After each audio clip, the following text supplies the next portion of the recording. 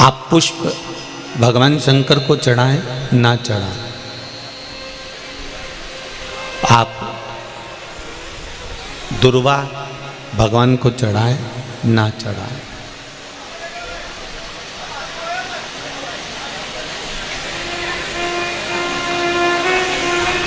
मंदिर में जो शिवलिंग होता है, मंदिर के अंदर जो शंकर भगवान का शिवलिंग होता है वो स्थिर होता है, और घर में जो शिवलिंग है वो स्थिर है क्या? उसको तो तुमने उठाया, उठा के थाली में रखा, स्नान कराया, वापस बिठा दिया।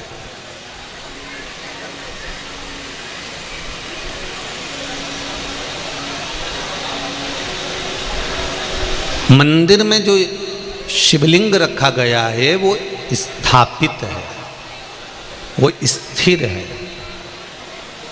स्थापित शिवलिंग की एक महत्वता सबसे ज़्यादा होती है कि उस पे अगर बेलपत्री चढ़े तो ठीक, फूल चढ़े तो ठीक, सामग्री चढ़े तो ठीक, जल चढ़े तो ठीक। उसकी सबसे बड़ी महत्वता होती है कि जितने लोग उसका दर्शन करते हैं उनकी दृष्टि ही जब भगवान पर चढ़ जाती है तो वो शिवलिंग सिद्ध होता चले जाता है और उसका फल हमें अधिक मिलता है।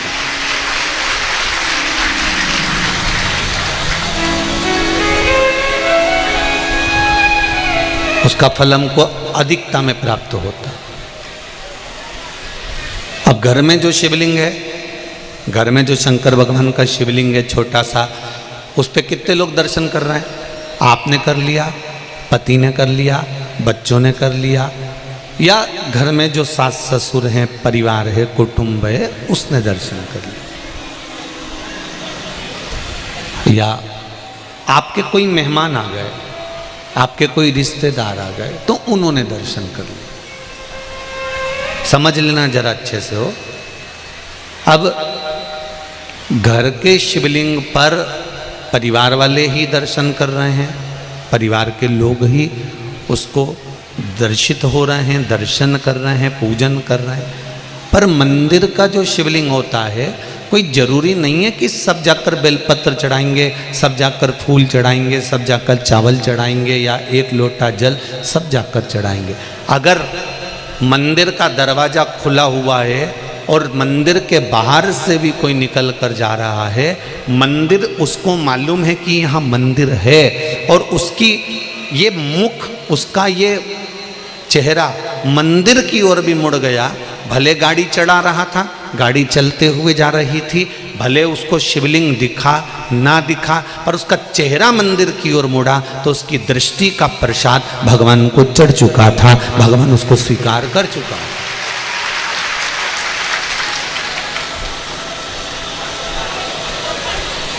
तेरे मंदिर में आना मेरा काम है और मेरी बिगड़ी बनाना तेरा काम। आप उसके सामने से निकले,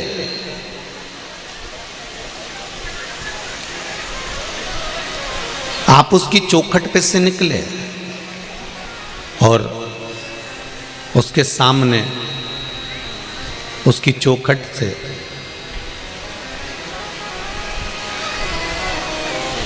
जब आप निकले तो मात्र आपका मुख घूमा और उसने आपकी भक्ति को स्वीकार कर लिया।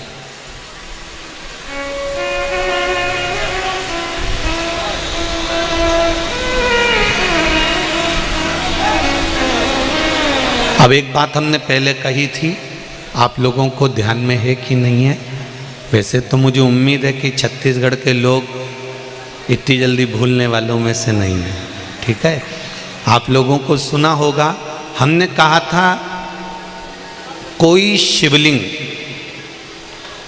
जंगल में हो, एकांत में हो, जहाँ कोई नहीं जाता। बोला था कि नहीं बोला था? जहाँ कोई ना जाए, केवल शिवलिंग है, वहाँ कोई जाता ही नहीं है, वहाँ कोई पहुँचता ही नहीं है। और आप वहाँ से निकल कर जा रहे हैं और आपने वहाँ पर एक लोटा जल समर्पित कर दिया या वहाँ सफाई कर दी या वहाँ भगवान की पूजन कर ली तो वो अधिक फलदायी होता है। उसका कारण क्या है? लिंग पुराण कहती है घर में जो शिवलिंग है उस शिवलिंग से ज्यादा बलवान होता है मंदिर का शिवलिंग। मंदिर के शिवलिंग से ज्यादा बलवान होता है तीर्थ क्षेत्र का शिवलिंग। तीर्थ क्षेत्र के शिवलिंग से ज्यादा बलवान होता है किसी नदी, सरोवर, तालाब, कुंड के पास का शिवलिंग।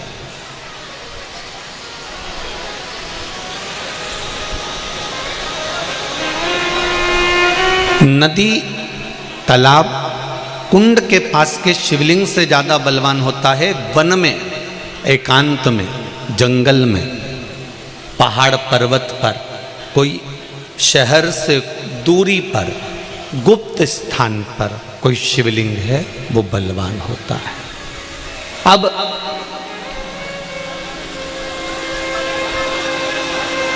उस शिवलिंग के पास में जाकर आपने भूल से भी एक लोटा जल चढ़ा दिया या कोई थोड़ा सा कपड़ा उतार कर आपने वहाँ थोड़ी सी सेवा कर दी तो उसका फल तो 1000 लाख गुना तो मिला।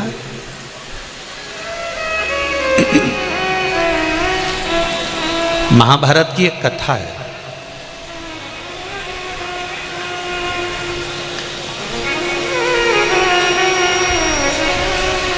इसका प्रसंग महाभारत की कथा में भी मिलेगा और नरसिंह पुराण में भी मिलेगा।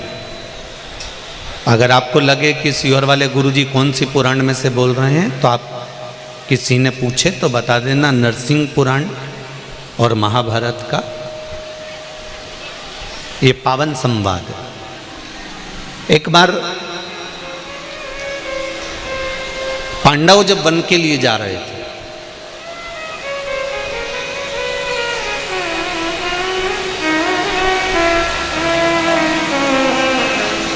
और पांडव जब वन के लिए जा रहे हैं, पांडव वन की ओर प्रवेश कर रहे हैं। कुछ दिन पांडवों को वन में घूमते घूमते निकल गए।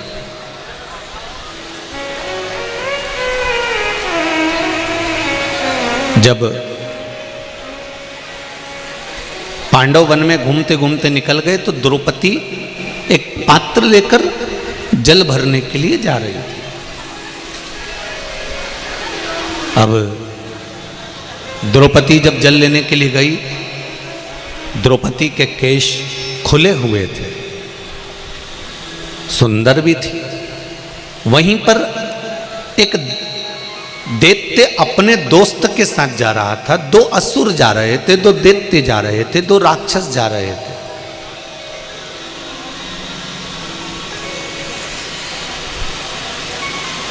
उसमें एक दैत्य जो मूल था उसका नाम था बहुरोमा। क्या नाम है? जम के बोलो जरा। बहुरोमा, जो बड़ा बलवान था और इतना बल था उसके अंदर, और बल के साथ में उसमें एक माया ऐसी थी कि वो अपने स्वरूप को बदल सकता था, अपने चेहरे को, अपने स्वरूप को वो बदल सकता।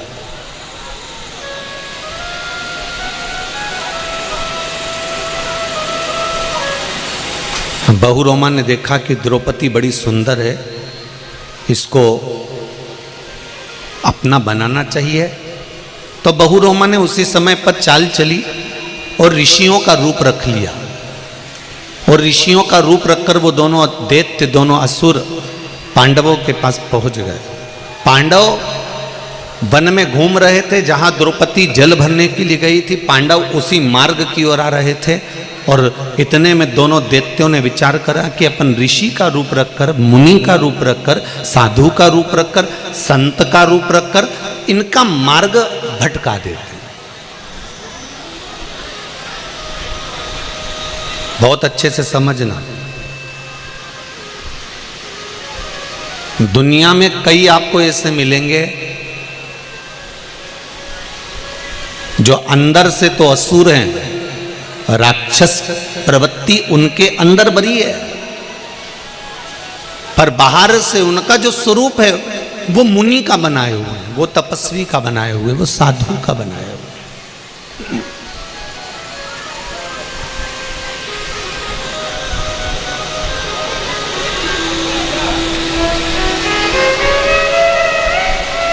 उनको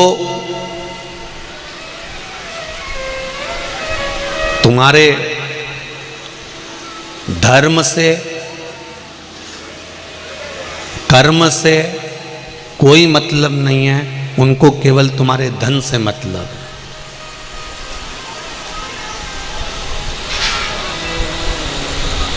छत्तीसगढ़ में, महाराष्ट्र में, राजस्थान में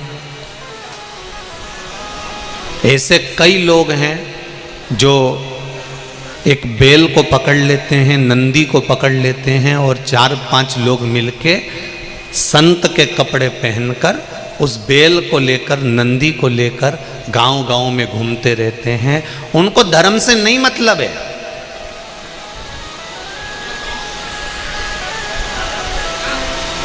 उनको सत्कर्म से मतलब नहीं है, वो ना जाने किस धर्म के हैं।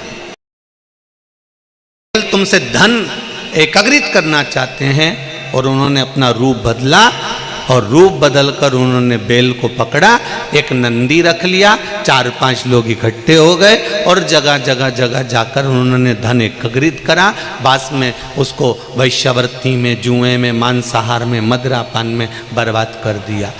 पर कभी आपने पूछा कि जरा तुम्हारा आईडी दिखाइए, तुम्हारा आधार कार्ड दिखाइए, क्या नाम है तुम्हारा, किस धर्म के हो तुम,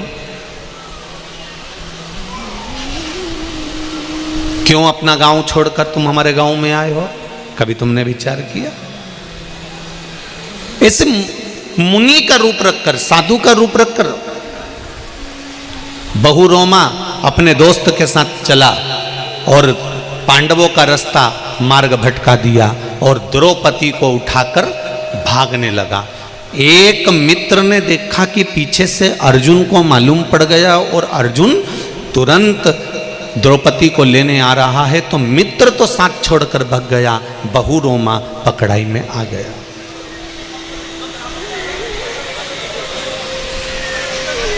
दैत्य बहुरोमा पकड़ाई में आया और जैसे ही दैत्य बहुरोमा पकड़ाई में आया और पकड़ाई में आते से ही अर्जुन ने उसको पकड़ा,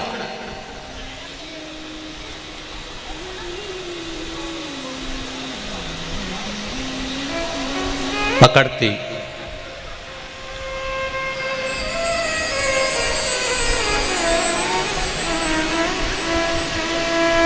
अर्जुन ने तलवार निकाली और बहुरोमा दैत्य को मारने के लिए तलवार को उठाकर बस मारने ही वाला था।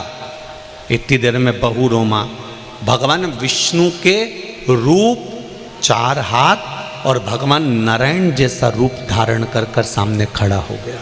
भगवान विष्णु का रूप,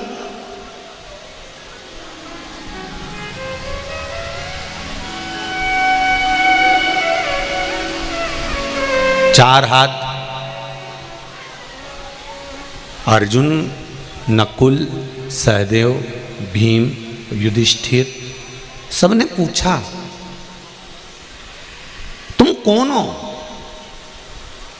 तुमने तो भगवान विष्णु का रूप रख लिया, भगवान नारायण का रूप रख लिया, बड़े सुंदर दिख रहे हो, बैकुंठ अधिपति जैसे दिख रहे हो, भगवान विष्णु का रूप तुमने रख लिया, तुम कौन हो? भगवान विष्णु हो? उसने कहा नहीं, मैं भगवान विष्णु नहीं, मैं भगवान विष्णु नहीं हूं। तो तुम हो कौन? उसने कहा मैं एक, मेरे पूर्व समय की 2 कथाएं, एक मैं राजा बना और दूसरा मैं बहुरोमा दैत्य बना, इसकी 2 कथाएं मैं आपको सुनाना चाहता हूं। अर्जुन ने कहा बोलो क्या बताना चाहते हो? महाराज, मैं पूर्व जन्म में चंद्रवंशी राजा था, मेरा नाम जयध्वज था।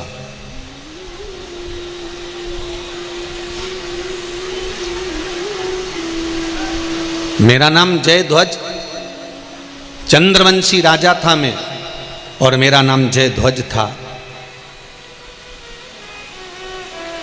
मेरा नियम था, मैं भगवान के मंदिर में जाकर झाड़ू लगाता था, पानी सींचकर एक वस्त्र उठाकर पोछा लगाता था, थोड़ा सा लीपन करता था।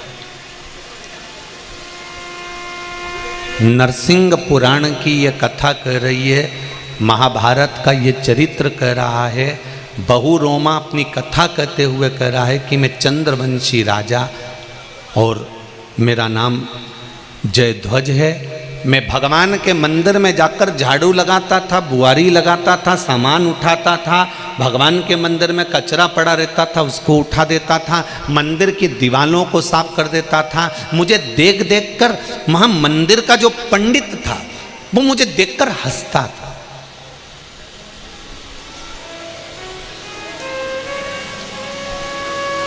पंडित को हंसी इस बात की आती थी कि बताओ, हमारे नगर का राजा आता है और झाड़ू लगा के जाता है। हमारे नगर का राजा चाहे तो एक नौकर लगा दे, एक नौकर को भेज दे, एक सेवक को भेज दे, एक सेविका को भेज दे, पर नगर का राजा, नगर का एक राज घराने का राजकुमार राजा आए और झाड़ू लगाए, गाय के गोबर से लीपन करके जाए, दिवाले पोंछ कर जाए। ये बड़ा विचित्र संवाद। जो लोग 16 सोमवार का व्रत करते हैं, संकट सोमवार का व्रत करते हैं, 16 सोमवार करते हैं, उन लोगों ने कथा चित्तवृत्ति में उतार कर रखी होगी कि रानी को कहा गया था कि पूजन का सामान भेज दो, पूजन का सामान ले आओ, और रानी ने वो पूजन का सामान अपनी दासी के हाथ से भेज दिया था, तो रानी को दर दर ठोकर खाना पड़ी थी। वो लोग सुनी कथा की नहीं सुनी? किस किस ने सुनी? जरा हाथ उठाओ जरा। 16 सोमवार की सुनी है ना? हाँ, धर लो, बहुत बड़ी। 16 सोमवार की कथा में आता है कि रानी से राजा ने कहा था कि मैं शंकर भगवान की आराधना कर रहा हूँ, मैं शिव जी का पूजन कर रहा हूँ, मैं शंकर भगवान की आराधना करने बैठा हूँ, मैं शिव तत्व को पूजने बैठा हूँ, मैं शंकर भगवान का अभिषेक करने बैठा हूँ, मैं शंकर का स्मरण करने बैठा हूँ। रानी, तुम ये थोड़ा सा सामान है, मुझे ला कर दे दो। रानी अपनी दासी के हाथ, नौकरानी के हाथ, सेविका के हाथ भेज देती है, और सेविका उस सामान को रख देती है। सेविका ने सामान रख दिया, राजा ने पूजन भी कर दी, पर दुख किसको भोगना पड़ा? राजा को भोगना पड़ा? नहीं। नौकरानी को भोगना पड़ा? नहीं। सेविका को भोगना पड़ा? नहीं। दुख उस राजकुमारी को, उस रानी को भोगना पड़ा जिसने नौकरानी के हाथ से सामग्री भेजी।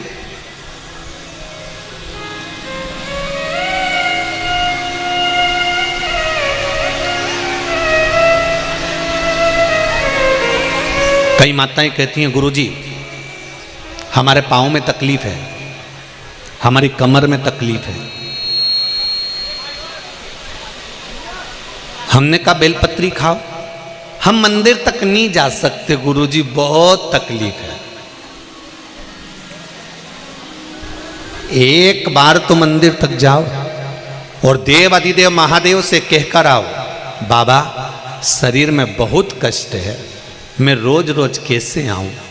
एक बेलपत्र तू मुझको ऐसी दे दे औषधि बनाकर कि मैं रोज तेरे मंदिर पर दौड़ दौड़ कर आऊं, फिर बुलाए ना बुलाए ये उसकी मर्जी।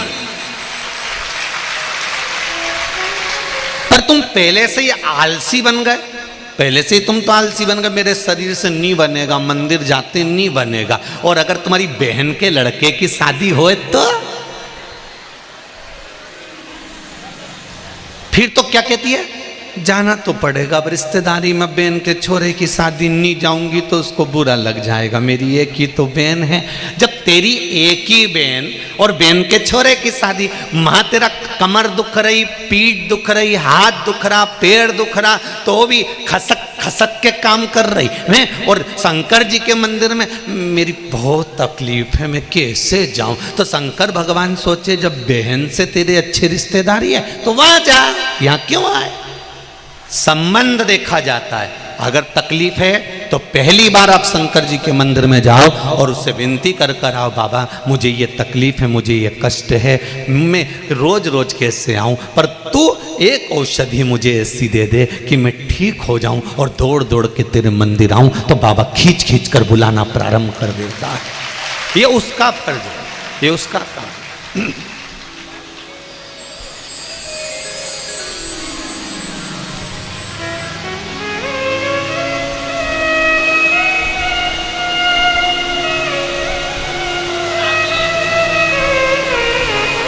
तेरे मंदिर में आना मेरा काम है और मेरी बिगड़ी बनाना तेरा काम है। बहुरोमा कह रहा है कि मैं चंद्रवंशी राजा जयध्वज हूं, मंदिर में झाड़ू लगाता था, पोछा लगाता था, सफाई करता था। पंडित जी मुझे देखकर हंसते थे, मुझसे कहते थे महाराज आप क्यों झाड़ू लगाते हो, क्यों पोछा लगाते हो, किस लिए लगा रहे हो, क्यों लगा। आप लोग लगाते हो मंदिर में जाके, बोलो तो जम के, लगाते हो? मंदिर में जाओ शंकर जी के, तो जितनी गंदगी पड़ी हो, कुछ सामान ममान पड़ा हो तो उसको उठाकर साफ करके रख दो। तांबे के लोटे रखे हैं, घर से थोड़ा सा पाउडर लेकर जाओ, उसको मांझ कर धोकर रख दो। आपने तांबे के बर्तन को साफ कर कर रख दिया, कोई आया उसने उठाकर जल चढ़ाया, आपके द्वारा साफ किए बर्तन से अगर कोई जल चढ़ाएगा, जब तक वो लोटा फिर से काला नहीं होगा तब तक जल चढ़ेगा, तब तक तुम्हारे हिस्से में आएगा।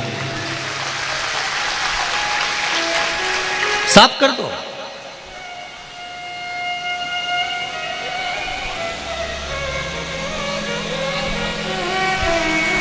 पंडित जी आज मंदिर में लाइट क्यों नहीं जल रही, बल्ब क्यों नहीं चालू है?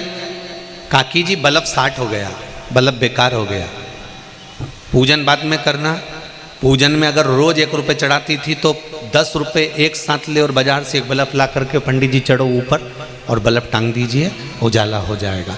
जब तक उस बल्ब का प्रकाश उस मंदिर में हो रहा है तब तक तेरे घर के प्रकाश को कभी कोई बंद नहीं कर सकता, ये निश्चित। हमें दिखावा नहीं करना है भगवान के लिए। कोई हमसे कहेगा तो हम बल्ब लगाएंगे, कोई हमसे कहेगा तो हम मंदिर की पुताई करवाएंगे, कोई हमसे कहेगा तो हम फर्श लगवाएंगे, कोई हमसे कहेगा तो हम ये काम करेंगे। कहोगे तो करेंगे, तो फिर कहोगे करेंगे तो तुम नौकर वो चाकर वाला काम हो गया। दिल से करो जिससे लगे कि महादेव का मंदिर में कोई सेठ नहीं है, महादेव का मंदिर मेरा है और मैं महादेव का हूं, मैं यहां पर आया हूं अपना समझ कर आया। आप सेवा का भाव लाओ तो।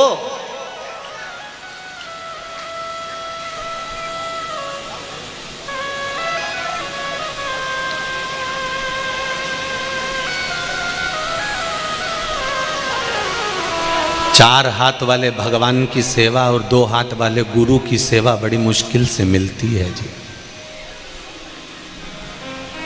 4 हाथ वाले नारायण की सेवा, भगवान की सेवा, भोलेनाथ की सेवा और 2 हाथ वाले गुरु की सेवा बड़ी मुश्किल से मिलती है। 4 हाथ वाला 84 लाख योनियों को काट सकता है और 2 हाथ वाला गुरु 84 लाख योनि को एक साथ पार लगा सकता है। दोनों में एक समता का भाव है, दोनों की सेवा कठिन है, दोनों की सेवा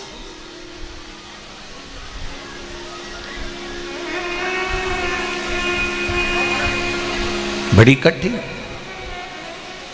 बड़ा कठिन प्रसंग।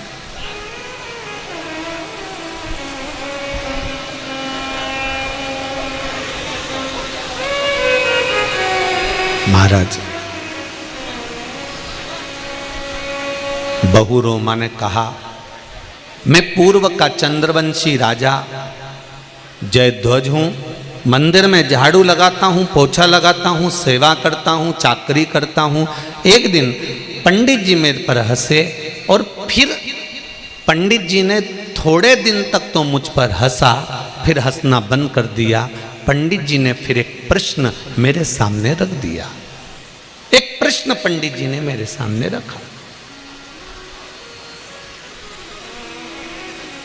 नरसिंह पुराण का ये चरित्र कहता है, पंडित जी ने प्रश्न करा, महाराज आप जो रोज झाड़ू लगाते हो, रोज पोछा लगाते हो, रोज सफाई करते हो, कचरा उठाते हो, इसके करने से कोई फल प्राप्त होता है क्या?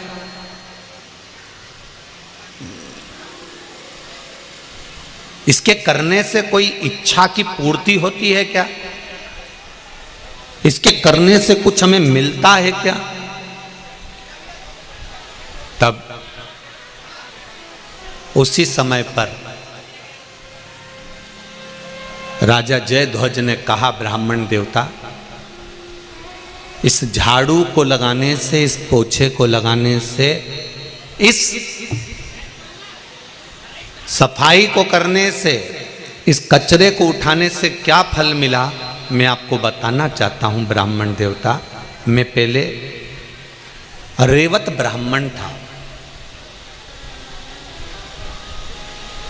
ब्राह्मणों में भी एक ब्राह्मण ऐसा होता है जिस ब्राह्मण को पूजन का अधिकार, कहीं कर्मकांड करने का अधिकार, यज्ञ कराने का अधिकार, पूजन करने का अधिकार, अनुष्ठान करने का अधिकार नहीं होता।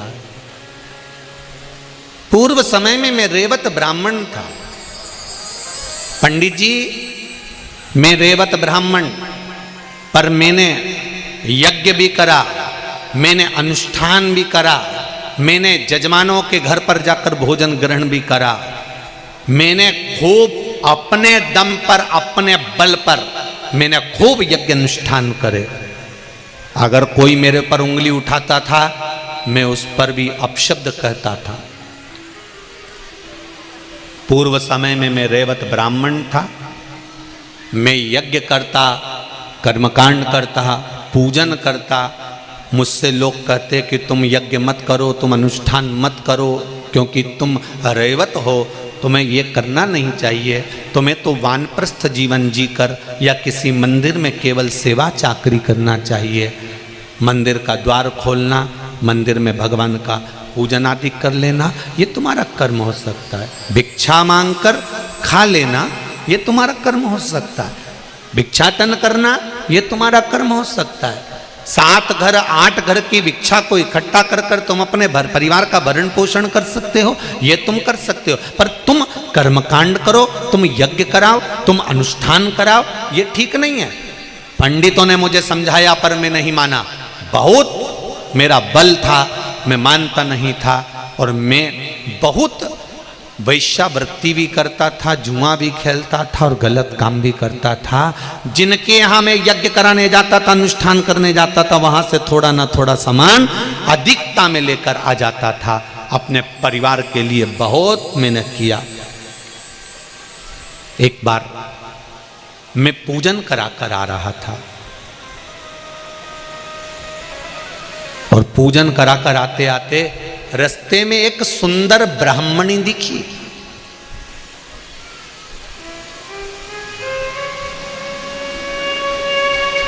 जिसके चेहरे पर बड़ी चमक थी।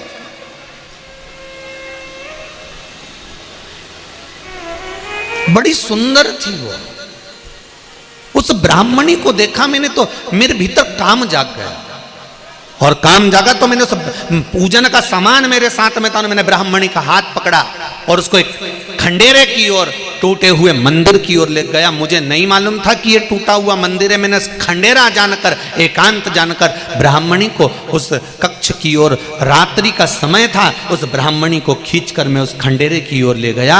उस वीरान खंडेरे में मैं पहुंच गया। मैंने उस ब्राह्मणी को देखा और कामुक्त होकर मैंने अपने वस्त्र को उतारा और बैठने के लिए उस ब्राह्मणी को वहां बिठाने के लिए उस भूमि को मैं साफ करने लगा अपने कपड़ों से। जब मैंने देखा कि अंधेरा बहुत है, पूजन के सामान में थोड़ा सा कपास रखा था, थोड़ा सा घी रखा था, मैंने निकालकर बाती को जला दिया। मंदिर में एक दिया रखा। वहीं से नगर का एक सिपाही जा रहा था। उस सिपाही ने देखा कि इस खंडेरे में आज तक कोई ने दिया नहीं जलाया, रात्रि को प्रकाश कैसे हो रहा है? रात्रि को प्रकाश कैसा है?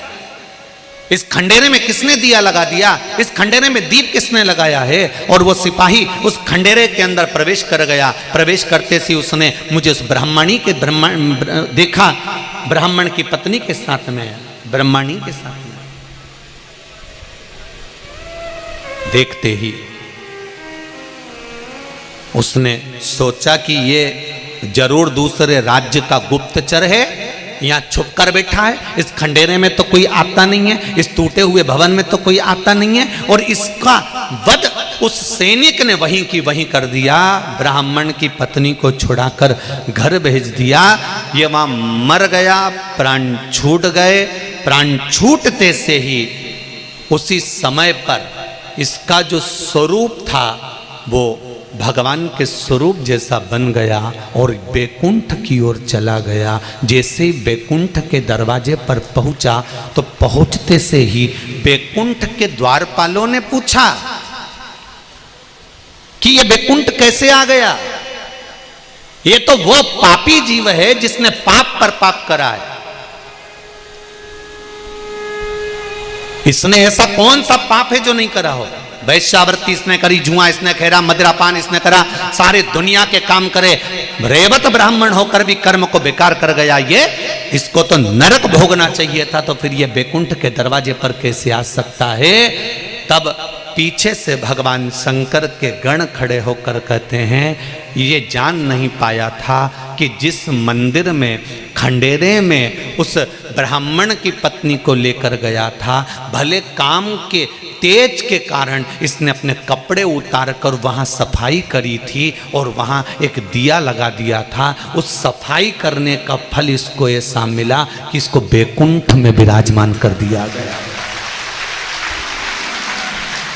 मेरा इतना सा निवेदन है कि किसी मंदिर में, भगवान शंकर के मंदिर में अगर आप झाड़ू लगा रहे हो, पोछा लगा रहे हो, आपको नहीं मालूम कि इसका फल क्या मिलता है, तो आप नरसिंह पुराण का ये चरित्र पढ़ सकते हो। वो तो काम उत्तेजना में था। उसने तो उस स्त्री के साथ में गलत कार्य करने के लिए वस्त्रों को उतारा था, पर उन वस्त्रों का भी प्रयोग उसने जमीन को साफ करने में कर दिया। उसको नहीं मालूम कि ये शिव का मंदिर है, उसको नहीं मालूम कि भगवान का मंदिर है, उसको नहीं मालूम कि नारायण का मंदिर है।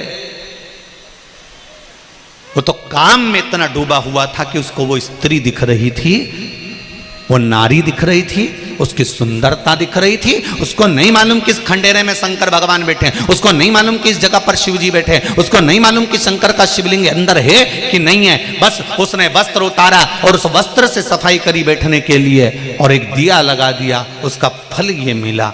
फिर पांडवों ने पूछा कि तुम बैकुंठ चले गए तो फिर ये बहुरोमा नाम के राक्षस दैत्य कैसे बन गए? तो कहा, मैं बैकुंठ तो चले गया सफाई कर कर भगवान के मंदिर में, पर मेरे भीतर अहंकार भरा रहा। एक बार देवऋषि नारद निकल कर जा रहे थे और मैंने उनको देखकर हंस दिया। हंसा तो उन्होंने मुझको राक्षस होने का श्राप दे दिया। मैंने उनके चरण पकड़े तो संत का स्वभाव था, उन्होंने मुझे वर दे दिया, जिस दिन तू द्रौपदी का हाथ पकड़कर खींचकर इस नर्मदा रेवा के तट पर लेकर आएगा और द्रौपदी रेवा नर्मदा नदी की रेत को उठाकर तेरे शरीर पर मारेगी, तब तू राक्षस योनि से मुक्त होगा।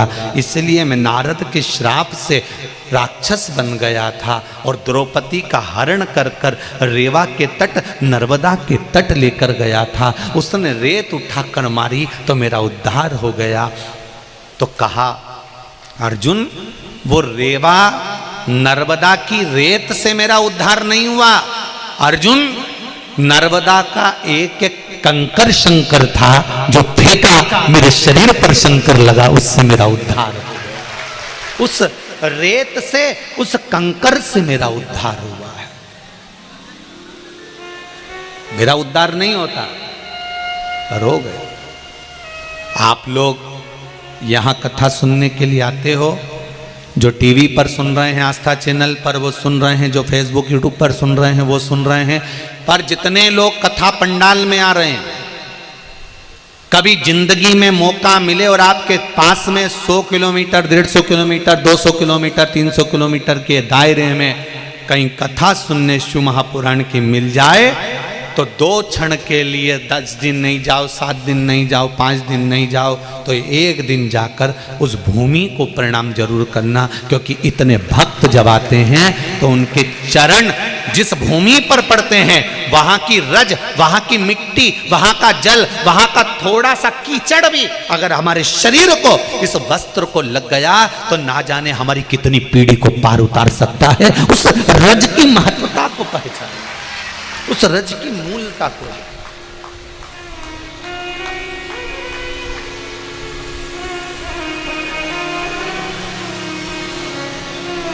पूरा पंडाल, लाखों लाखों लोग इस कथा को इस पंडाल में सुन रहे हैं। एक पंडाल क्या, दूसरा पंडाल और तीसरा पंडाल, सारे पंडाल आप लोग भर के बैठे हो। हम आते आते देख रहे थे तो जमीन में पानी रोज गिर रहा है। भगवान की कृपा से रात को रोज पानी गिरता है, कीचड़ हो जाता है। उसके बाद भी माताएं कीचड़ की जगह में, भाई कीचड़ की जगह में बैठे हुए हैं। आप अपने कपड़ों से नहीं डर रहे, और बिल्कुल जरूरी है, नर कपड़न से डरत है और नरक पड़न से नहीं। जिसको कपड़े से डर लगता है कि कपड़े में कीचड़ लग जाएगा तो समझ लेना अंत में नरक पड़ जाएगा। और जो भगवान के सत्संग में कपड़ा नहीं देखता फिर वो पार भी उतर जाता। उसको मतलब नहीं होती कि कपड़ा गंदा होगा, वो ये सोचता है ये मन गंदा नहीं होना चाहिए, ये शरीर गंदा नहीं होना चाहिए, ये चित्त गंदा नहीं होना चाहिए, ये वृत्ति गंदी नहीं होना चाहिए। शरीर का कपड़ा कितना भी गंदा हो चलेगा, पर मन गंदा हो गया तो परमात्मा के कभी नहीं हो सकते। इसलिए इस मन को गंदा मत होने, इस मन को सार्थक बनाने का प्रयास।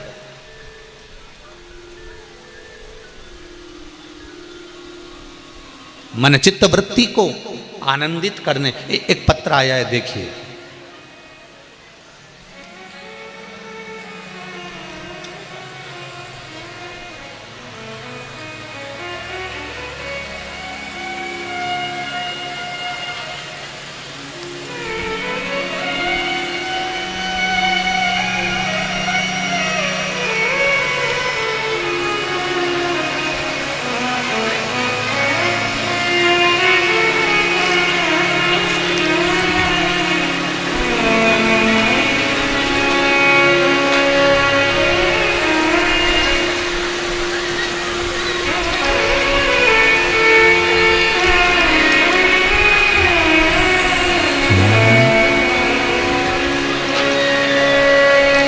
मेरा नाम विकास साहू है।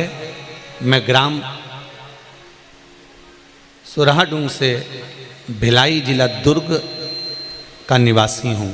कहीं बैठे हो तो हाथ हिलाइएगा। अच्छा, इधर ही है। हर हर महादेव।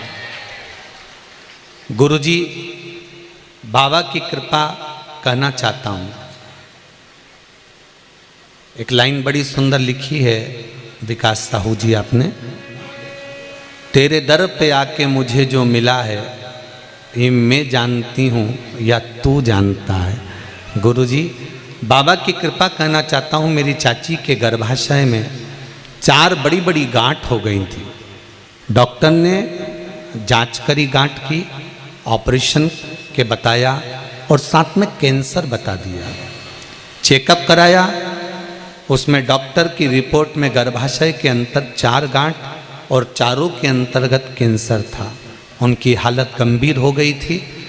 फिर मेरी माँ ने रोज शिव मंदिर में जाकर शिवजी पर जल चढ़ाकर लाती और उनको देती थी, और शिवजी पर चढ़ा रोज एक बेलपत्र देती थी। गुरुजी, बाबा की महिमा और कृपा ऐसी हुई कि 15 दिन पहले जिस रिपोर्ट में गांठ थी, कैंसर था, 15 दिन बाद वो गांठ गायब थी और कैंसर गायब था। ये शिव तत्व है। बैठिए विकास जी, बहुत बहुत साधुवाद। गांठ भी गायब थी और कैंसर भी गायब था। एक पत्र और आया है बड़ा सुंदर, देखिए।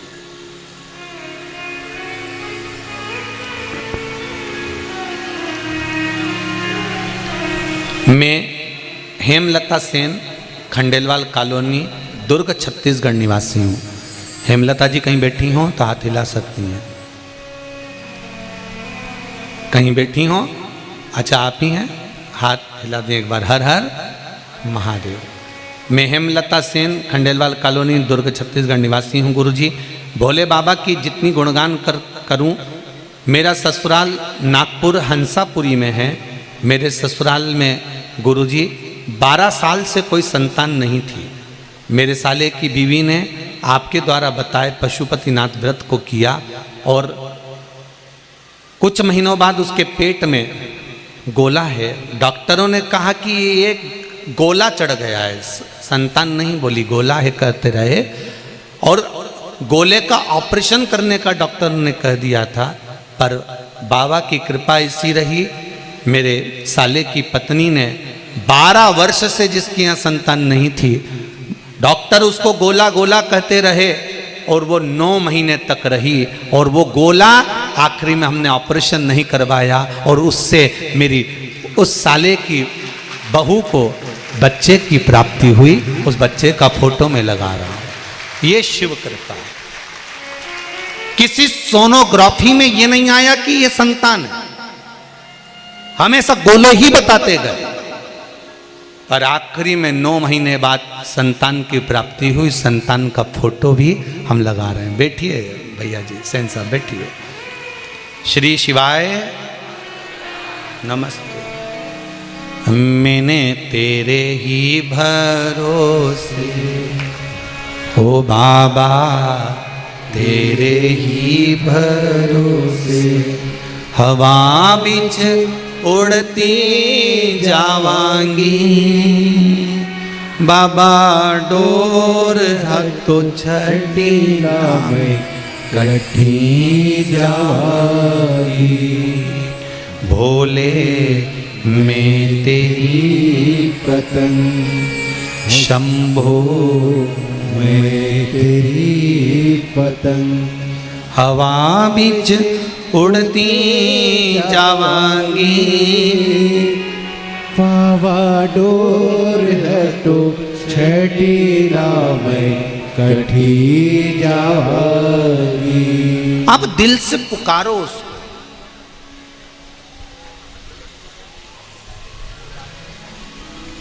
आप एक लोटा जल शंकर भगवान को नहीं चढ़ा सकते, मत चढ़ाइए। आप एक बेलपत्र मेरे बाबा को नहीं दे सकते, मत दीजिए। आप एक चावल का दाना, एक अक्षत, एक चावल भी अगर शिव को नहीं दे सकते तो मत दीजिए। एक काम करना प्रारंभ कर दो, बाबा के मंदिर में जाकर थोड़ी सी सफाई करना प्रारंभ कर दीजिए। थोड़ा सा सामान उठाकर एक साइड रखना प्रारंभ कर दीजिए। मंदिर में रोज एक दीप लगाना प्रारंभ कर दीजिए। हम कहेंगे आप लोगों से, दिल से कहेंगे।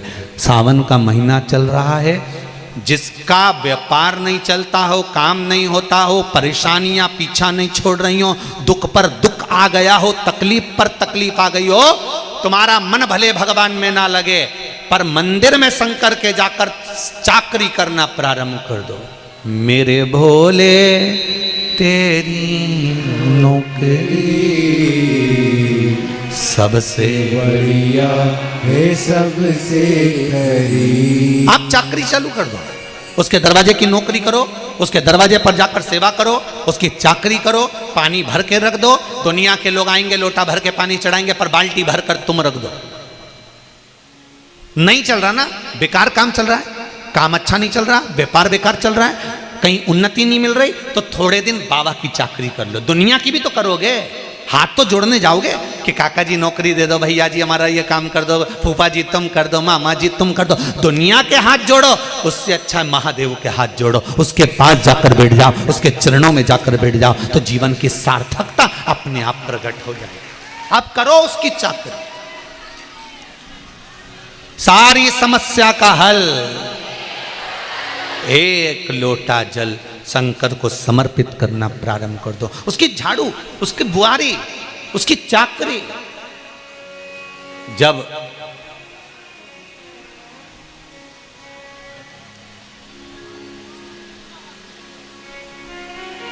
वो तो कहता है मेरा मंदिर 24 घंटे खुला है, जब तेरा मन करे तब तू आ और सेवा करके जा। जब तेरा मन करे तब तू आ। जैसे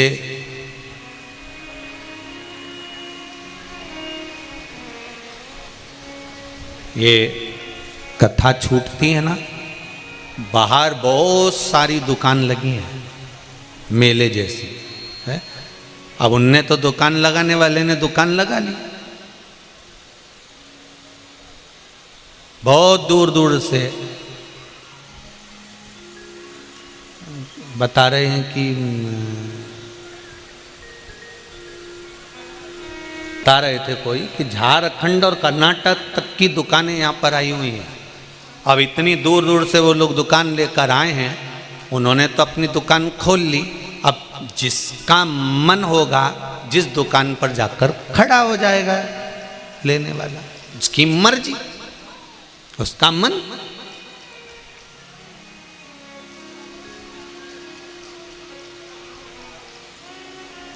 शिव का भी मंदिर खुला हुआ,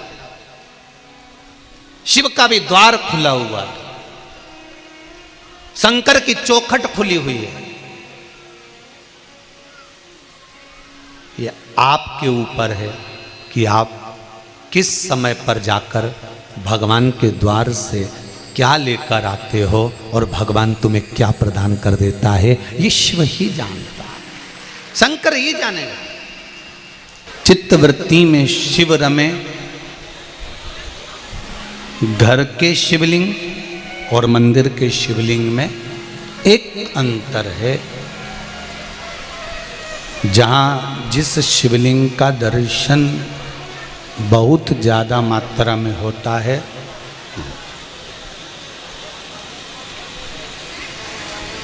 उसमें सिद्धता बढ़ती चली जाती है।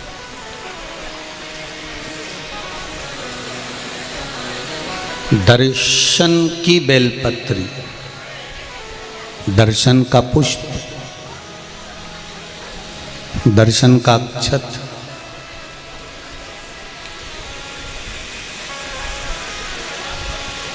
ये शिव को समर्पित होते चले जाते, भगवान शंकर को समर्पित। आपको पहले भी कथा में कहा, फिर कह रहा, मंदिर जाओ, केवल दिखावे के लिए नहीं जाना है कि हम मंदिर में आए हैं।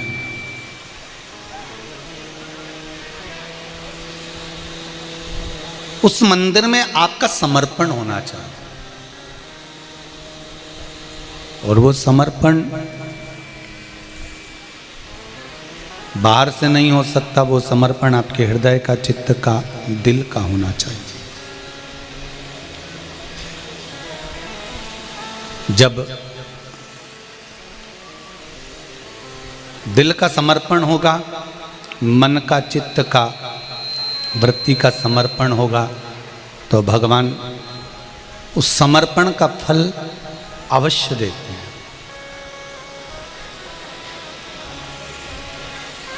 हमारे यहाँ पहले एक बात आती थी, आप लोगों के स्मरण में होगा, जो डाकू, डाका डालने वाला, यहाँ वहाँ जाने वाला डाकू डाका डालता था, और वो अगर पुलिस के सामने जाकर आत्मसमर्पण कर देता था कि मैं डाकू हूँ और मैंने ये बंदूक आपके हाथ में दे दी है, मैं छोड़ रहा हूँ, आज से मैं डाका नहीं डालूंगा, तो उसकी कुछ सजा कम कर दी जाती।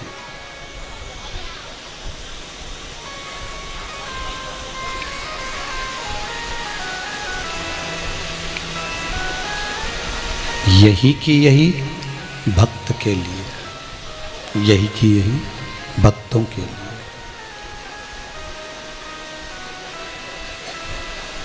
केवल बोल देने से तन मन धन सब कुछ तेरा,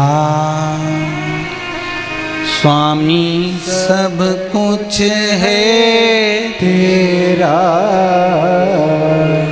तेरा तुझको अर्पण प्रभु का प्रभु को समर्पण क्या लागे मेरा। ओम जय जगदीश हरे। इस मन को समझाकर, इस चित्त को समझाकर, इस वृत्ति को समझाकर भगवान की शरणागति में समर्पण होना चाहिए।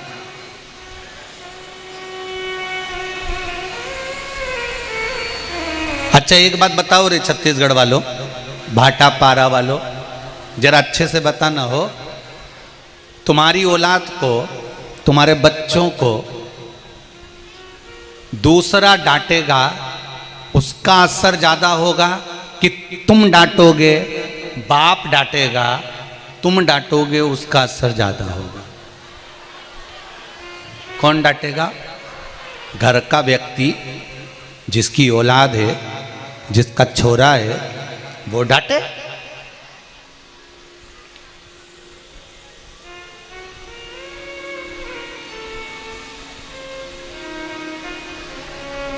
जिस दिन तुमने ये प्रसंग समझ लिया ना कि अपनी औलाद को डांटने का असर अपना ज्यादा पड़ता है, और अच्छा दूसरा डांटता है ना तो बुरा भी लगता है। बोलो सही है कि गाली?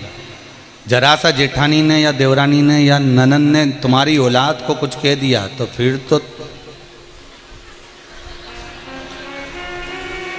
फिर तो काली मिर्ची लग गई पक्का।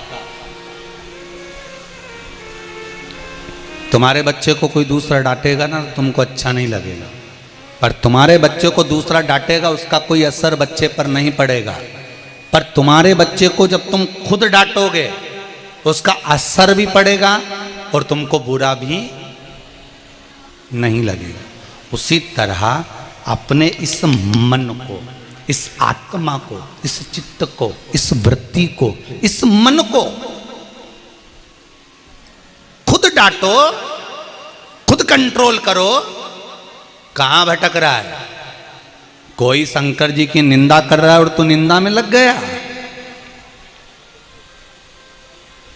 कोई शिव भक्त की निंदा कर रहा है और तू निंदा में लग गया। कोई को तू गाली दे रहा है, कोई को तू अपशब्द कर रहा है। ये क्या कर रहा है तू? ये मन, तू अपना मन को खुद डांटने का प्रयास कर। जब अपने मन को हम डांट कर, अपने मन को हम खींच कर भगवान के चरणों में ले जाकर छोड़ते हैं, तब उसका एक आनंद दूसरा होता है। दूसरा तुम्हारे मन को खींच कर छोड़ेगा ना, वो आनंद नहीं आएगा। आप में इतने लोग कथा सुनने के लिए बैठे हैं, ज़्यादा से ज़्यादा 2-4% लोग ही ऐसे होंगे जिनको घर के लोग जबरदस्ती खींच कर लाए।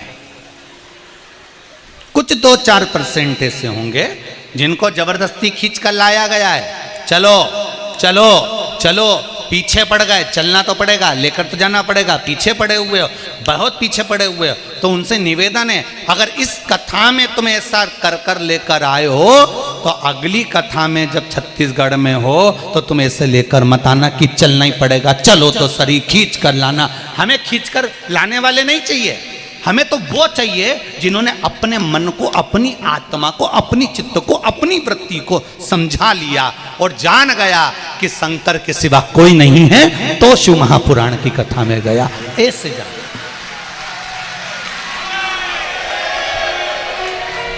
अपनी औलाद को खुद डांटो, अपने मन को खुद स्थिर रखो। दूसरा कहे कि एक लोटा पानी चढ़ाने जाओ, मन लगी नहीं रिया, जाके करोगे क्या? बेटे की 4 ट्यूशन लगा दी, टीचर आ रहे हैं, 500 रुपये महीना ले रहे हैं, 1000 रुपये महीना ले रहा है। 4 टीचर आ रहे और तुम्हारी औलाद का मन पेंसिल की नोक करने में ही लगा है। वो तो बेटा, और टीचर भी कह भी रहे हैं, लिखो टूट गई,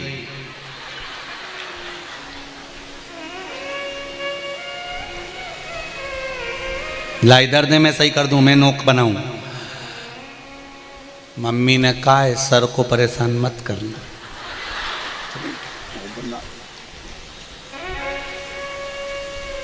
फिर टीचर ने 2 धड़के दिया, आधे घंटे तक रोता ही दिया। अब लिख ले।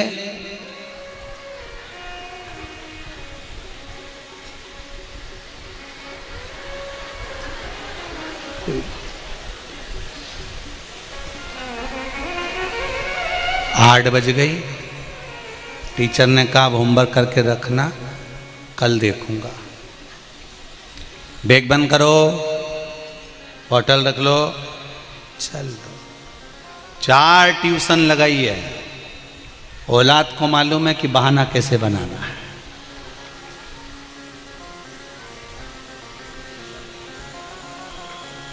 अब टीचर मार भी नहीं सकता, कुछ बोल भी नहीं सकता, और इस जगह पर 4 टीचर की जगह खुद घर की मां पढ़ाने बैठी। फिर देखो पढ़ रहा है, उतनी देर में तो ना पेंसिल में नोक ना रोए, क्योंकि रोए तो और धोए, फिर तो वो लिखे। आ से अनार, बा से बकरी, का से कबूतर, खा से खरगोश, गा से गप्पू,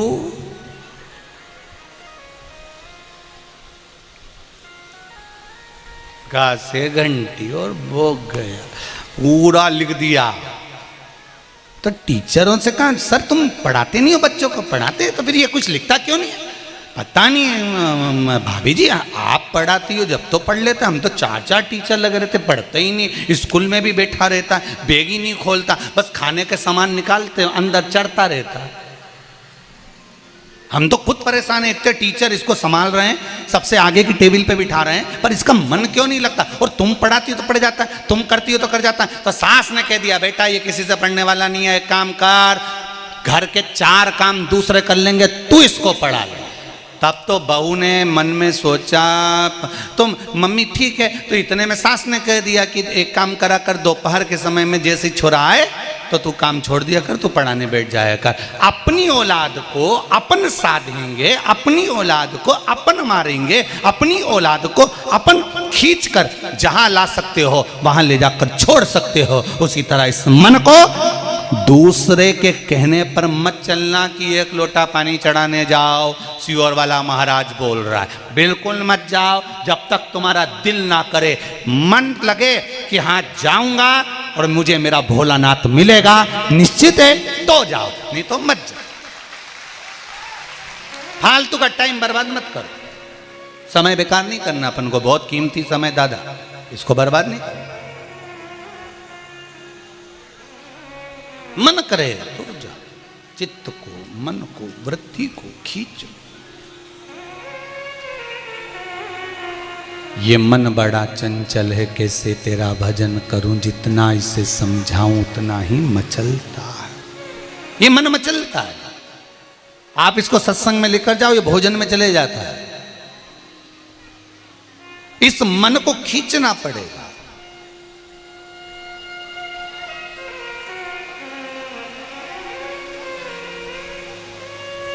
शर्मा जी जो कथा को करवा रहे हैं, इनको भी दिन भर काम से फुर्सत नहीं मिलता, बहुत काम। शर्मा परिवार को भी काम से फुर्सत नहीं मिलती, बहुत काम। पर जैसे अभी भजन गाया था ना कि काशी में खुली है दुकान, गोरा मैया क्या लोगी, इनकी भी गोरा मैया ने जिद्दी पकड़ ली थी। धर्म पत्नी ने कहा कुछ दिलाओ मत दिलाओ, कुछ लाओ मत लाओ, पर एक बार शिव महापुराण की कथा जरूर करा दो बस।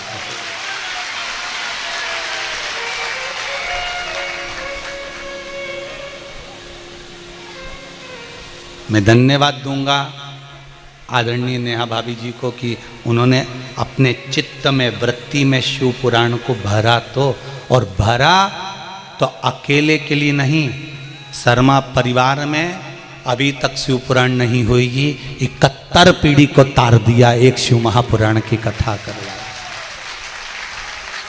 धन्य है भाटापारा के लोग, धन्य हैं। आपको प्रणाम करता हूं, आपके चरणों को नमन करता हूं। इतनी पवित्र भूमि पर रह रहे हो, जिस पवित्र भूमि पर शंकर भगवान की कथा श्रावण महीने में सुनने को मिल रही है। धन्य है। और जितने श्रोता भाई बहन आए हैं, इनको कोटि कोटि धन्यवाद देता हूं कि आपकी किस्मत, आपके भाग्य का क्या सराहना करूं। घर जाके नजर उतरवा लेना कि शिव ने कृपा करी है, शंकर ने करुणा करी है, शंकर ने दया करी है, तो अपन शिव महापुराण की कथा को श्रवण कर रहे हैं। ये उसकी कृपा से हुआ।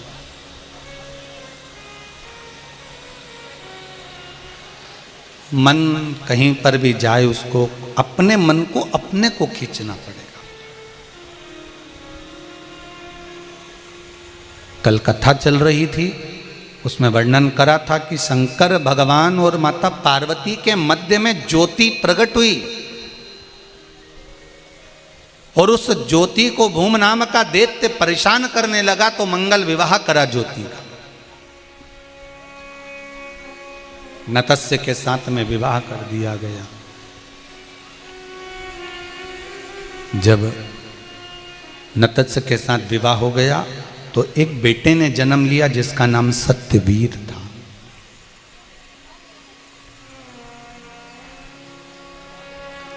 शंकर भगवान को ज्योतिर्लिंग कहा जाता है। जहाँ माता जी का मंदिर होता है, देवी का मंदिर होता है, वहाँ शक्ति पीठ होता है। ज्योति वहाँ निश्चित निर्मल चित्त से, आनंद से वहाँ निर्मित रहती है, वहाँ विराजमान रहती है। ज्योति वहाँ है।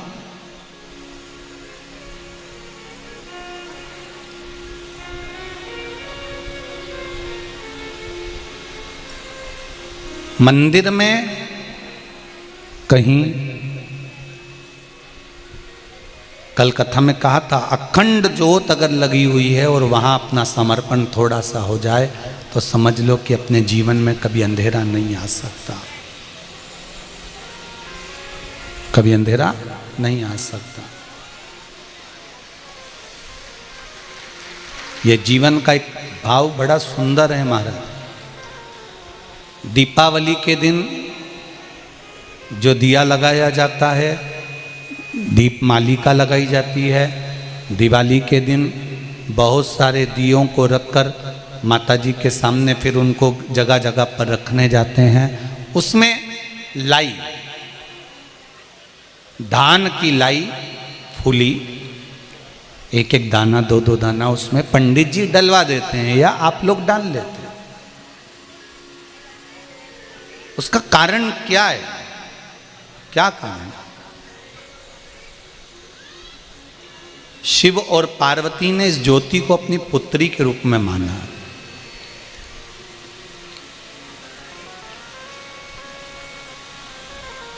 एक बार श्री गणेश जी महाराज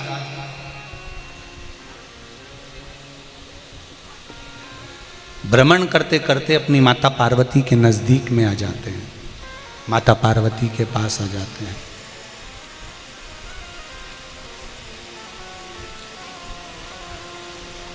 पार्वती मैया ने पूछा, गणेश कहां से आ रहे हो तुम? किस जगह से आ रहे हो? गणेश जी महाराज कहते हैं, मां मैं गया तो बहुत दूर था, पर मां मैंने कई जगह पर जाकर देखा कि कई स्थान ऐसे थे जहां पर मेरी बहन ज्योति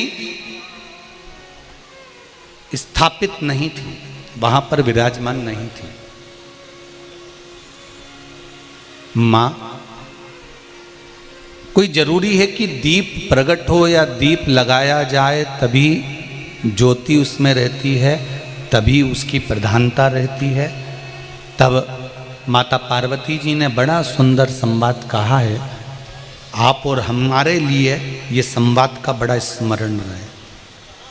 आपके लिए और हमारे लिए इस संवाद का स्मरण रिटर्न नहीं चल रहा है क्या? इस संवाद का स्मरण आप और हमारे लिए रहे।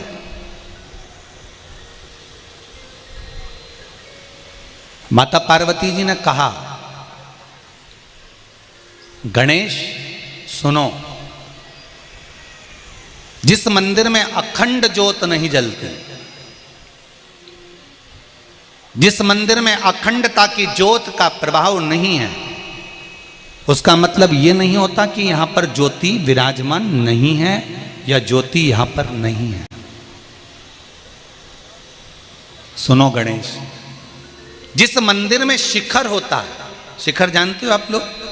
मंदिर में नीचे से जो चालू होते होते होते होते बनते बनते ऊपर तक जाता है, और ऊपर जो पीतल का एक शिखर होता है, पीतल का जो गुंबज लगा होता है, शिखर लगा होता है, उसकी मूलता क्या होती है?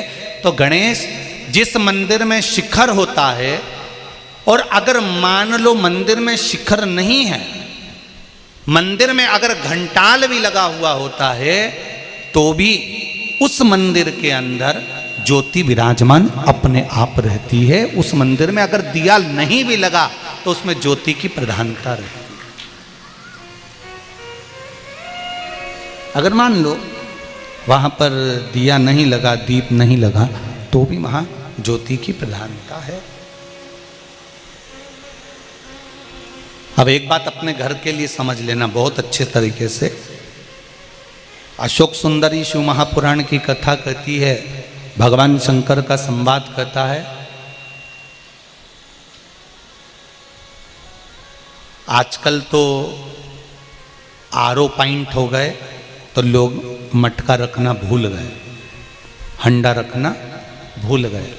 पर आज भी मारवाड़ियों में एक रीति है, भले आरओ लगा हुआ है, आरओ पॉइंट लगा हुआ है, उसके बाद भी मारवाड़ियों के घर में एक मटका, चाहे स्टील का हो, पीतल का हो, मट्टी का हो, तांबे का हो, एक हंडा या बाल्टी या टंकी पानी की भरकर अवश्य रखते हैं। उसका कारण क्या है? और मुझे विश्वास है कि छत्तीसगढ़ के भी जितने भी लोग, भले वो मारवाड़ी हों चाहे ना हो, सबके घर में एक मटका, एक हंडा, एक टंकी या बाल्टी, कुछ भी जल का एक स्रोत भरकर अवश्य रखते हैं। भले आरओ पॉइंट है ना है वो अपनी, पर एक मटका, हंडा, बाल्टी, कुछ भी रसोई घर में भरकर रखते हैं। शिव महापुराण की कथा कहती है, आप लोगों में से कई लोग ऐसे हैं जो शाम के समय पर या सुबह के समय पर उस मटके के पास में, उस हंडे के पास में, उस बाल्टी के पास में, उस हंडे के पास में, मटके के पास में दिया लगाते हैं, दीप प्रज्वलित करते हैं। तो शिव महापुराण की कथा कहती है, जिसके घर में, रसोई घर में जो हंडा भरा जाता है, जो मटका भरा जाता है, जो बाल्टी भरी जाती है, या रसोई घर में एक हंडा भी अगर हम भरकर रखते हैं, तो वहाँ आपने दीप लगाया ना लगाया, मंदिर में ज्योति लगाई ना लगाई, अगर रसोई घर में कोई पात्र पानी का भरा हुआ है, तो ये मानकर चलें कि आपके यहाँ अखंड ज्योति जली हुई है, आपके यहाँ ज्योत लगी हुई है। अब इसको प्रस्तुत कैसे करोगे कि गुरुजी आपने तो कह दिया कि हंडा भरा है तो वो ज्योति का प्रतिबिंब है, तो इसको समझना जरा अच्छे से। जब तुम्हारे यहाँ शादी होती है, जब तुम्हारे यहाँ विवाह होता है, शादी होती है, तो दूल्हे की जो आरती उतरती है, दुल्हन की जो आरती करते हो, बहन दूल्हा दुल्हन की आरती करता है, तो उसमें दिया लगाता है क्या? जम के बोलो, नहीं। क्या करते हैं? उस आरती की थाली में पानी का लोटा, पानी का कलश भरकर रख लेते हैं और पानी से आरती उतार लाते, जल से।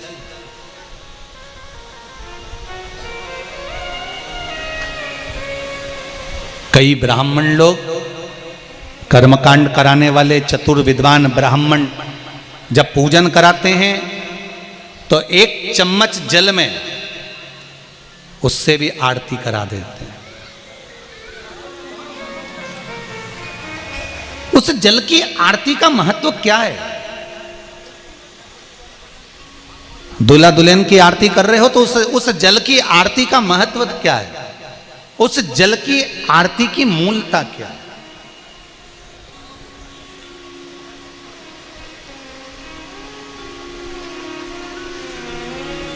उसका महत्व क्या है? उसकी मूलता क्या है? शिव महापुराण की कथा कह रही है। बंद है कुछ बक्से वक्से देख लो। जल की आरती की मूलता, उसकी महत्वता क्या है? तो कहा जो जल का पात्र होता है, जो जल का भरा हुआ घड़ा होता है, मटका होता है, हंडा होता है, ये स्वयं भी ज्योति का प्रतीक होता है। आप लोगों ने कथा सुनी होगी तो उसमें कहा था जब कुछ दिन के लिए आप घर से बाहर जा रहे हो, कुछ दिन के लिए आप घर से बाहर पहुंच रहे हो, जा रहे हो, और हमने कहा था कि अगर जा रहे हो तो एक लोटा पानी का और उसमें पुष्प डालकर घर के दरवाजे पर रखकर चले जाओ। उसका महत्व यही ज्योति की कथा कर रही है, उसका महत्व यही ज्योति का संवाद कर रहा है कि जब हम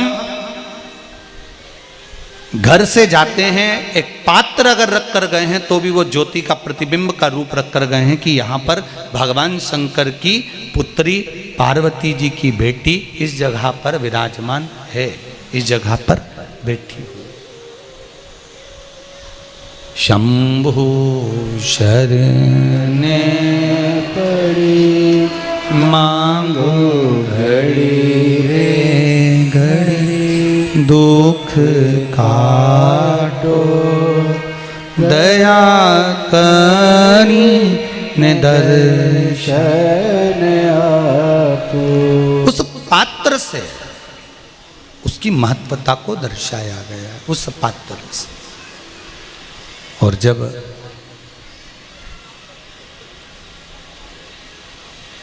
शिव महापुराण की कथा कर रही है,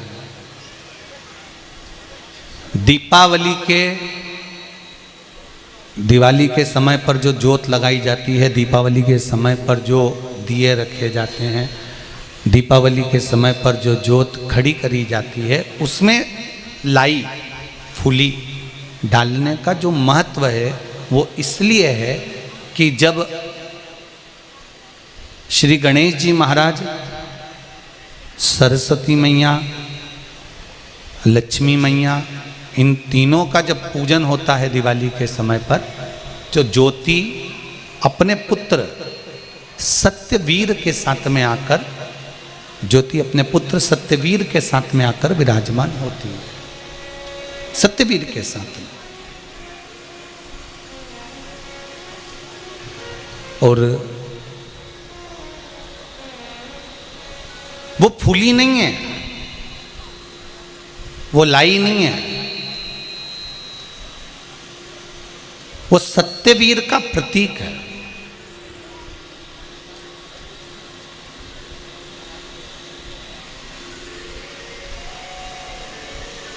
सत्यवीर का प्रतीक। जैसे दीपदान करते समय मात्र दिए के अंदर अगर घी भर कर दिया जाता है तो वो दीपदान अधूरा माना जाता है। दीपदान करते समय घी के साथ में बाती का होना जरूरी होता है तो वो दीपदान पूर्ण माना जाता है। उसी तरह दीपावली के समय पर करी गई पूजन में सत्यवीर का होना जरूरी है। एक लाई, एक फूली उस दीप के अंदर अगर डली होती है तो हमारे एक वर्ष कितनी लक्ष्मी यहाँ पर विराजमान होना है, कितनी लक्ष्मी आना है, उसका प्रमाण क्या होना है, ये सत्यवीर उस प्रमाण को देता है, उस प्रमाण को वो सत्यवीर देता है। शिव महापुराण की कथा कहती है भगवान शंकर जो आनंद की राशि हैं, ब्रह्मा और विष्णु जिनको प्रकट कर कर लिंगायत रूप में प्रकट करते हैं, उन लिंगायत रूप में प्रकट हुए बाबा देव अधिदेव महादेव भगवान शंकर विराजमान होते हैं। तभी भगवान ब्रह्मा और भगवान विष्णु उस शिवलिंग के चरण और शीश ढूंढने के लिए जाते हैं।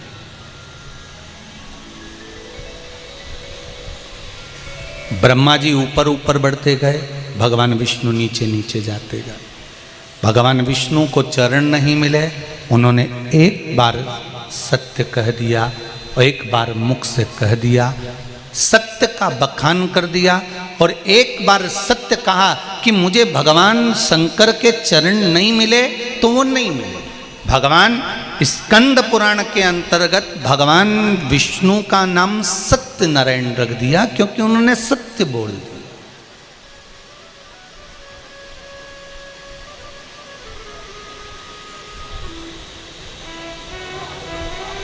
एक सत्य मुख से निकल गया तो वो सत्य नारायण हो। ब्रह्मा जी झूठ पर झूठ बोलते रहे, गौ माता से भी झूठ बुलवा दिया, केतकी के फूल से भी झूठ बुलवा दिया। ब्रह्मा जी झूठ पर झूठ बोलते रहे, केतकी का फूल भी झूठ बोल रहा है, गौ माता भी झूठ बोल रही है और ब्रह्मा भी झूठ बोल रहा है।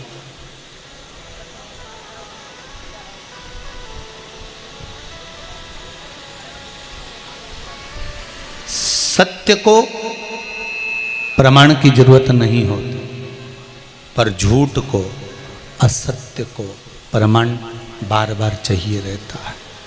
उसको बार बार प्रमाण देना पड़ता है। झूठ बोला है तो उसको प्रमाण चाहिए।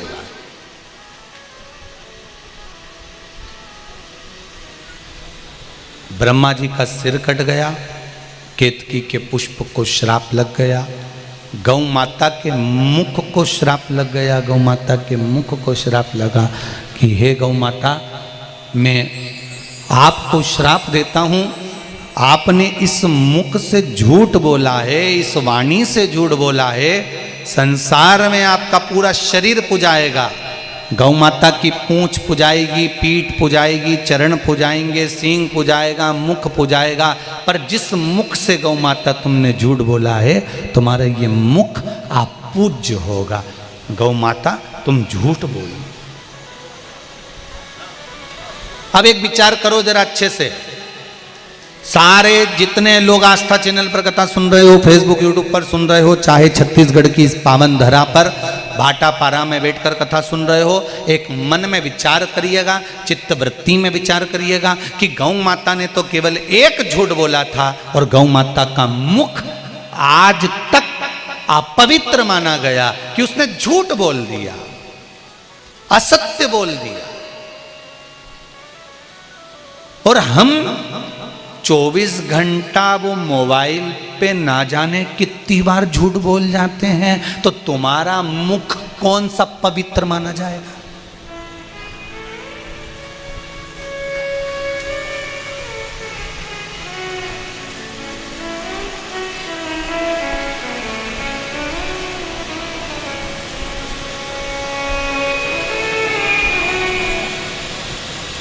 कितना पवित्र।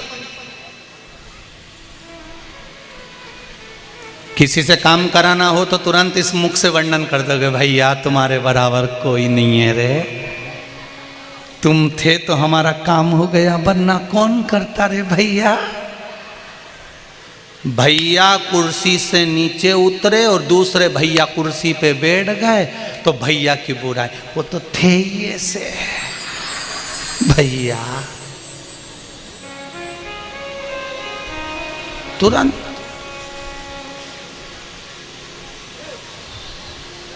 वावारी दुनिया मतलब की दुनिया में किसी का कोई, संसार में कौन किसका।